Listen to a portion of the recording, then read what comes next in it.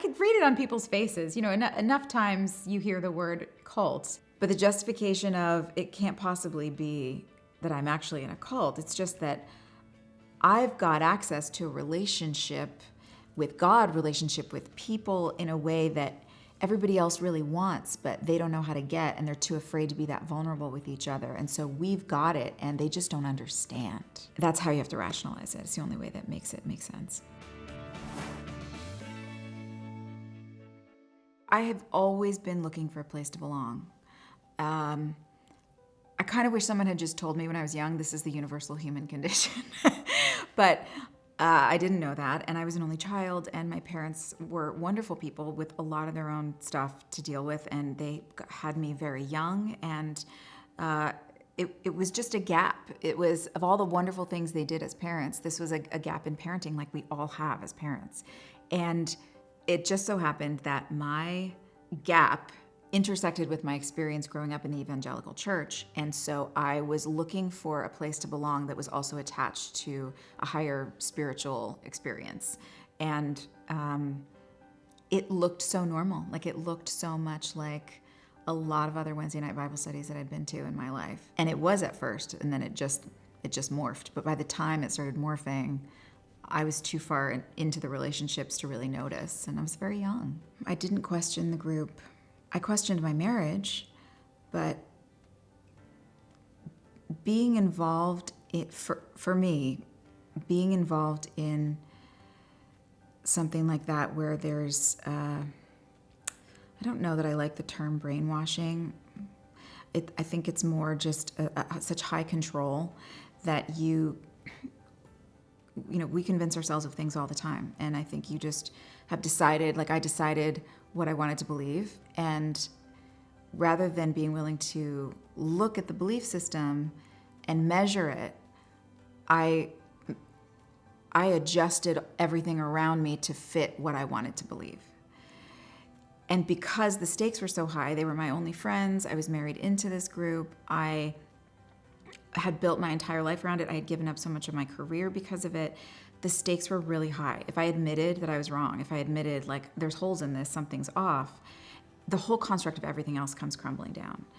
So I was not in a position to be able to question anything. I was in a cult for 10 years. Like, I would love that.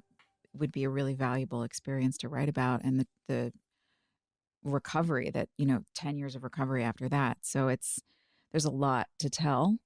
That's when I think I really got the motivation, like, oh, people are actually interested in this story. Maybe it's time. I had started writing my story probably 2 or 3 years prior, just as a catharsis, as a way to get it out on paper. But there were so many complications about writing it because there were so many people involved that are still around, and I just was like, I think this is just for me. When the opportunity came up and people seemed actually really interested, and it seemed like, okay, I think I've got enough of a handle on this where I might be able to help some people.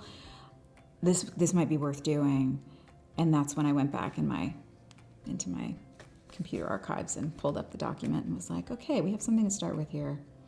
Let's do it. I do say in the beginning of the book that the reason I've changed a lot of the identities is that there are children still alive today, or who don't know that their parents were involved. There are people who would be affected by this in a negative way who did nothing wrong. And so I can't control what anyone else is going to do. I am not interested in a witch hunt. I didn't write this book to get revenge on anyone. I just wanted to tell an honest truth about what happened to me, an honest story about what happened to me. I'm an introvert. I'm not excited about people knowing every detail, but I made the writing process as enjoyable as possible, and hopefully people will enjoy reading the book because there's a lot of self-deprecation and there's just a lot of like, yeah, hey, I'm like you. I know I was in a cult and you probably weren't, but you may have been in an abusive relationship. You may have been in an abusive work environment. You may have grown up in a family with a narcissist. You may have, so I think there are a lot of touch points that people can relate to that don't necessarily have to, it doesn't have to be that you are also in some group. To leave a TV show after 9 seasons, to leave all my friends that I had known for the last 10 years, to leave my marriage, to leave the state, all at the same time, and just me and my baby in Hollywood, like, hire me, anyone? Not knowing how I was going to make rent because all the money was gone.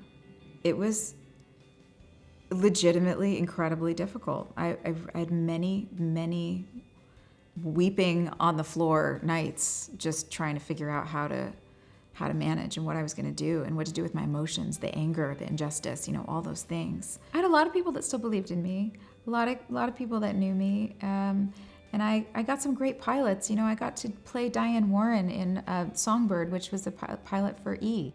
I got to do an arc on Grey's Anatomy. I got to do Dexter. Like, there were some really good jobs, but they're very few and far between. And so, you get one big job and then you just sort of store up and save until the next one, which could be a year and a half, it could be 6 months, it could be 6 weeks. You never know when the next one's coming. It was hard to figure that out, but I did have great agent, manager, a big support system in LA. That was one of the biggest surprises, was coming back to LA, which I had lived in right before I got One Tree Hill, and finding a whole community of people that I had known kind of peripherally for about a year before I left. And they were all just there with open arms, like, we love you, we believe in you, whatever you need. And I can learn so much from other people. That was one thing that I really, for 10 years, I lived in this bubble of, unless you believe in the same God that I believe in, unless you believe in having relationships the same way that I believe it,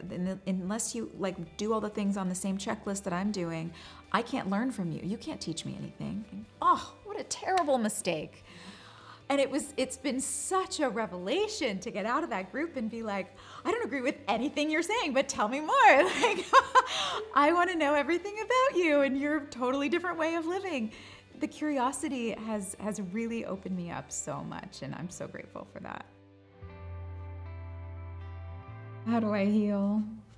I'm still healing. It's just day by day, person by person, interaction by interaction. Making the choice to trust someone that you're not sure if you can trust. Finding out you were right, shouldn't have trusted them. Finding out you were wrong. And that little thing that you were like, I don't know if I can trust, maybe was just fear because of everything that's happened. The more of those that happen, the more I start to build a muscle memory of, okay, this feeling in my gut, usually I'm right about. This feeling isn't really in my gut, it's more in my chest. That might be fear and not intuition.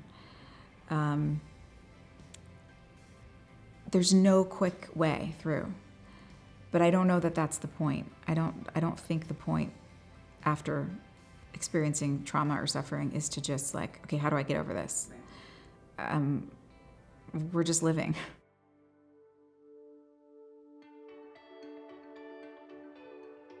She knows some of my story. I have been very conservative and tried to just give her whatever information she can handle. I don't, it's tricky. I want to honor the fact that her father is her father, and he's not a bad person. He was raised in a pretty terrible environment, in my opinion.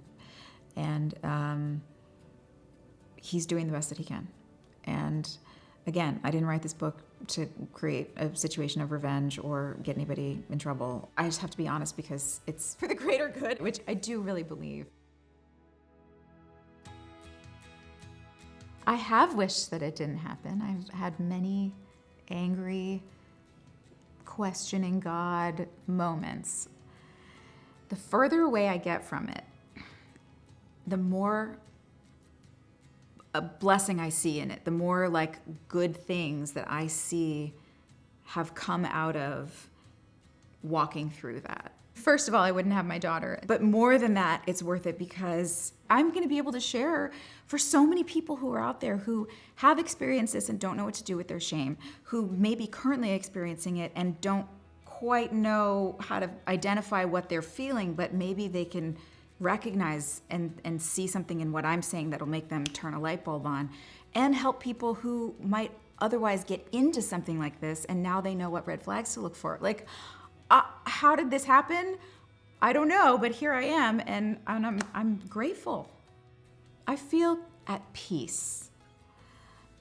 There are days when I feel happy. There are days when I'm grouchy and not happy and frustrated because life. But the peace that I have, that I'm okay, I'm going to be okay, that I feel like I've righted myself. It's like one of those wobble things that's weighted, and you put it on your desk and it always rights itself. I was wobbling, and I feel like I righted myself.